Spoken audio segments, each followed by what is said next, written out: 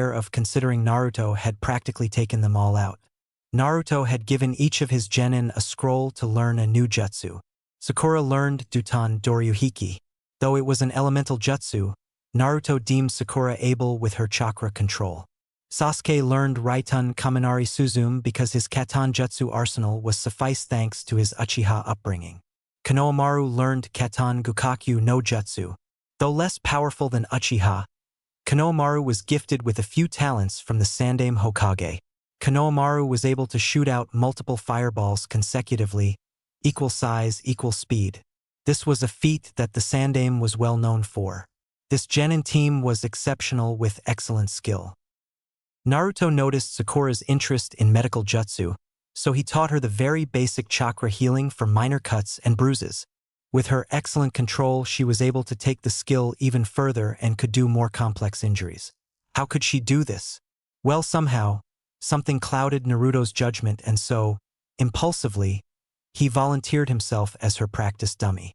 Ridiculously, he self-inflicted wounds on himself and asked Sakura to heal him. Pretty stupid and in a sense, a bit psychotic since he's self-harming, but he wanted to see if Sakura could improve more. Anything for his students to improve, in this case Sakura. Naruto sparred with the 3 genin to improve their teamwork. Uchiha was getting better at working with the other 2. Konohamaru, though still brash as ever, was able to make actual logical decisions during a fight. Sakura was able to make more complex strategies on the fly, thanks to personal lessons given by Naruto, which Sasuke dropped by and listened once in a while. Not every day the prodigy of Konoha gives lessons on strategy, much more in depth than the ones at Academy. Today was the final day. It has been a week and Naruto was almost sure that Zabuza would attack the minute he could move. His judgment was rarely wrong, but he tried not to remind the genin that much. Last thing he wanted was to give them cold feet. But he couldn't have them freezing up or making rash decisions like he and Ray did on their C-rank fight. They were having their breakfast after a forceful, thanks to Naruto's insistence, good night's sleep. Team 7. Today is the day. What do you mean, Naruto Yaro? Zabuza will probably attack the bridge today. What? Why didn't you tell us this earlier, Naruto-sensei? We could have trained more. I believe I have trained you 3 to the best of my ability in 1 week. And with your healing abilities, Sakura, your team has nothing to fear. We're up against a Hunter Nin. He's probably not even a real one since he's a rogue like Zabuza. Sure, but he seemed to be pretty skilled. I believe in you guys. See, Sakura-chan, Naruto Yaro believes in us. We can beat him and bring peace to this place. Naruto's massive amount of clones got a majority of the bridge done. Just this one fight and a few more days to complete the bridge and this mission is over. We'll be heroes. Quit lying to yourselves. Team 7 looked to the door to see the intruding voice. It was Inari again. Damn that little depressed brat. Inari started again. You can't beat Gato. I know you can't. Heroes don't exist. Not even the heroes here could save us. What makes you think you can do the same? You'll probably die just like the rest of them. Now listen here, Kid Dash. Inari left before Naruto could even finish his sentence. Tazuna entered the room this time and sat down. Don't hate on the ignorance of the kid. He just had a bit of a rough spot. His idol, this man named Kaiza, tried to be a hero to these people. Gato killed him in front of poor Inari and the rest of the civilians. Sakura looked down. That's sad. He must have had it rough. The silence of melancholy was cut short when Naruto spoke up. Well, he's just being a little wimp, running away from reality. He thinks he got it rough, but others have gone through worse. He's just gotta suck it up. His little depressing attitude needs to end as well. Naruto got up and left the kitchen. Naruto went outside to find Inari on the roof, looking towards the sea. Naruto jumped up to the roof and sat next to Inari. Naruto tried to look at Inari's story in a sympathetic way. Though a bit difficult to think that way, Naruto tried to be softer on the civilian. Look, Inari. I know having someone close to you die is a sad thing dash. You don't know anything. What do you know about death? You're just a kid no older than me by 3 years. How would you know dash? Naruto's eyes turned ice cold again as his face went from empathetic to cold. I've been to war. I've seen countless people die in front of me, by my hand or by the hands of my enemy. My friends that I made bonds with during this war were all killed. I know what it feels like to have people you cherish die in front of you. Inari started to tear up, but Naruto continued in a softer tone. It's tough to have nightmares every night, replaying the deaths of friends. But I told myself, would they have wanted to see me like this? Would they have wanted me to give up just because they couldn't continue? Naruto remembered some of the people he knew in the war. There was this boy, Umaru. Umaru was only a bit older than Naruto by 4 years. He was 14 at the time. Umaru had made friends with the shinobi no Inari, offering him food during breaks, giving supplies. Umaru had the dream to become the Mizukage. Naruto had joked that he wanted to see him as Mizukage when he was Hokage. They were friends on the battlefield, showing teamwork that could take out a huge chunk of platoons in the enemy's forces. But on a certain mission, Umaru sacrificed his life for the life of the rest of the platoon. He went as bait and blew himself up and the enemy so that the rest of the platoon could escape. Naruto had nightmares of Umaru's last smile and last words. I'll see you as a Kage someday, Namikaze Naruto. Meet me there. My friend died, telling me his last few words before dying. I almost gave up on my dream when he died. I almost lost sight of what I was fighting for. But my friend wanted me to continue. I figured he wouldn't want me to give on my dream. He would have wanted me to complete it. He died a hero, and his legacy was burned as a long-living memory, etched into each of our minds as we fought the remaining enemy. I continued for him, and I moved on in memory of him. Inari was sobbing and dove into Naruto's chest cried. He was my hero. He wasn't supposed to die. Kaiza wasn't supposed to die. Naruto smiled softly. I know, Inari. I know. They all weren't supposed to die. Naruto looked up to the morning sky as he patted Inari on the back. That's why you gotta fight for their memory. Make sure that their beliefs didn't follow them to the grave. Your name is Inari. My name is Shinobi no Inari. You gotta live up to it if you're named after a god. Inari is awesome. Inari sniffed a bit and looked up as he saw Naruto smile a megawatt smile. Be brave, Inari. Don't forget what Kaiza lived for. Ashashen.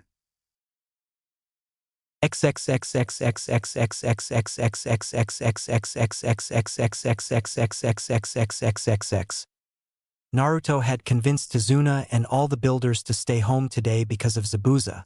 Naruto's team got ready at the bridge, looking sharp and attentive. The bridge started to get a bit foggy and Naruto got into a stance. Here they come. Naruto yanked out his sword just in time as the huge executioner's blade swung full force at his face. Naruto deflected the sword and bounced back. Sharp as ever, Shinobi no Inari. Hello to you too, Zabuza-san. Let's make this fight interesting, shall we? Humor me, Zabuza. How so, Inari boy? Why is it that you're doing this? I mean, it's rather obvious, but I'd like to hear it from the man himself. The fun. I'm sorry. I don't quite understand. No money? The fun of my opponents, realizing it's useless to fight, their hopes crushed, their motivation drained. The money is on the side. I hate to disappoint you, Zabuza, but you won't be getting that reaction from me. We'll see about that. Now, Inari boy, entertain me. Zabuza slipped into a stance with his blade ready. Naruto flicked his blade and crouched to his own stance, the bell on his blade ringing through the fog. The fog got even thicker and the sight of Zabuza slipped from Naruto's vision. Naruto's eyes narrowed at where Zabuza previously resided, but the voice of his student brought him out of focus. En Naruto-sensei. We can't see anything. Where is the enemy? Sakura, take you and the others out of the fog. Keep your eyes peeled. His accomplice could be anywhere. Anywhere he could be indeed, Inari boy. Do tell how you figured I have an accomplice. The hunter Nin didn't follow standard procedure. Tisk, I'll have to teach him how to pretend more. Though normally people wouldn't notice that kind of detail unless they were a hunter Nin themselves. I had my share of bounties to kill. You sure talk from experience. You talk the talk, but can you walk the walk? Naruto barely had time to duck as the cleaver swung horizontally at him, aimed for his midsection. Naruto felt his hair get trimmed as he crouched low into one of his stances. As the blade drew back, Naruto sprang forward in the direction of the blade and jabbed forward. He felt his sword pierce something, and as the fog cleared a bit from his face, he made eye contact with Zabuza. Naruto jumped back just as a blade swiped through Zabuza, which distorted into water and splashed to the floor. When Naruto landed, he jumped back up when he felt the water on the floor start to move from under him. Keeping me on my feet. Are we, Zabuza? The fox is more agile than I thought. Most would have failed the first two moves. I guess I have to switch tactics. Naruto's eyes darted around as he landed on dry grounds. The fog started to get heavier and his vision was practically deemed useless. Naruto closed his eyes and focused on his surroundings. Naruto raised his sword up to deflect a blow, creating sparks where the two blades met. That's quite a sword, Inari boy. Most would have snapped at the sheer weight of mine. Forged in the lands of iron and enforced by my chakra, it's only natural that it's one of a kind. Let's quit the chit-chat, shall we? I feel like we're just stalling here. I feel the same. Naruto unleashed a wave of chakra, pushing back the fog, revealing Zabuza, posed to strike. Naruto opened his eyes just in time to block the blade. As the two blades locked,